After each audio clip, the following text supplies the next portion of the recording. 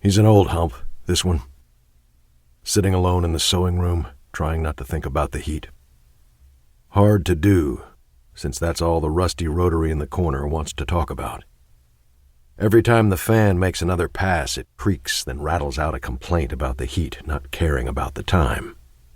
9 o'clock in the evening, and the temperature thinks it's high noon. It's like watching Bogart and Bergman in some old movie where the sound isn't keeping up with the lips. Only hotter. Nothing to be done about it, except try to pretend it's not a problem. Try to pretend he's not living on the surface of the sun. So he keeps sweating and drinking and looking at the crime scene photos. His shoulders are hunched into a pool of tired yellow light that glazes the top of the battered desk, saw blade scars and screwdriver wounds and smears of old grease like black bloodstains with a kind of luminous syrup. The light dribbles from a garage sale desk lamp with a cracked plastic shade, craning its segmented silver neck obnoxiously over the back of the typewriter, like maybe the lamp wants to see the crime scene photos too. The desk is the same heavy oak monstrosity. Jimmy Klein had helped him move it up 2 flights of stairs from the garage where it had long served as a shelter for luggage underneath and a platform for tools and a second-hand gun safe on top. That was the last time he'd seen Jimmy, sitting on the stairs, sweating and panting as they downed the last 2 beers and traced the deep triangular sheetrock wounds they just punched into the wall. They hadn't talked much. It was a conversation of heavy breathing and grunting and swearing. Jimmy never liked him, and he never liked Jimmy. Nothing like marriage and grief to bring people together. To get the heavy furniture where it needs to be. And the desk, the erstwhile tool bench luggage cozy, had needed to be up in the goddamn sewing room. 5 years now, and this guy's no-account brother-in-law was in the wind, probably living out of his car to evade process or off scamming the daughters of the well-to-do. Florida, if he had to guess. Miami. Jimmy was Chicago born and raised, he and his sister both. But all Jimmy ever talked about was Miami. Nothing quite like death to free a person. But wherever Jimmy was, dead maybe or in jail or married with 2 kids and selling life insurance, who the hell knew or cared?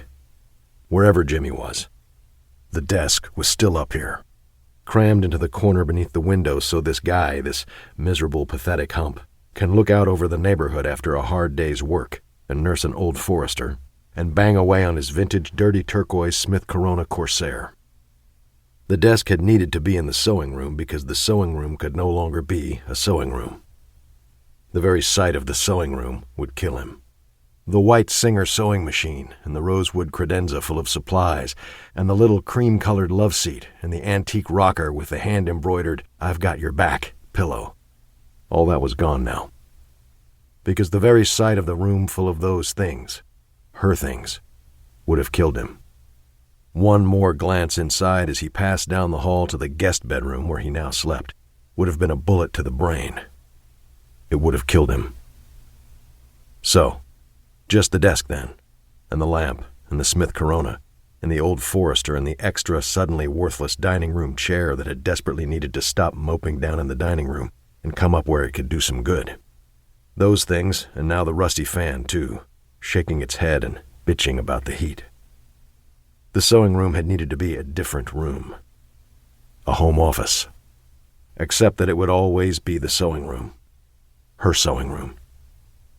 The best he could hope for was a sewing room pretending its damnedest to be something else. A home office. It was a cheap dime store disguise, at best. But he supposed it had worked.